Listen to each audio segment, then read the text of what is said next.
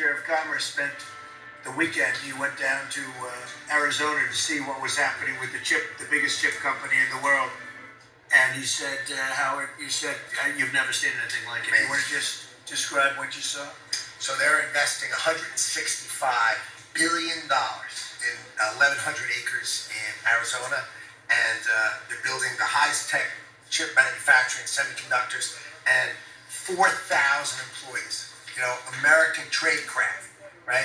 Technicians doing every kind of work. The classic foundation of America is building it. They had 14,000 people.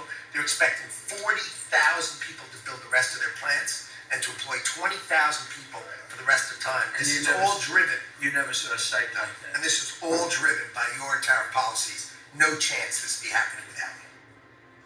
It's going to be about 40% of the chip market from that one section. And this is the biggest chip maker. They have 99% of the market. They come from Taiwan. And unlike the CHIP Act, which was done by Biden, where they hand everybody billions of dollars, the thing they don't need is money. They got plenty of money. What they need is an incentive to come in. And the tariffs, they're building because of the tariffs. Without the tariffs, and I like to say they're building because of November 5th, the election, and the tariffs, but I'm going to be a little more blunt. They're building because of the tariffs, and November 5th gave them the tariffs. So it's amazing when you look. And these are not companies that go out and say, well, we're going to build, we have to go get our financing. Let's go. Like we would, in New York, everybody would look, you get a building site, and then you'd look around for money, you'd look around for financing for 6 months, you'd get your financing.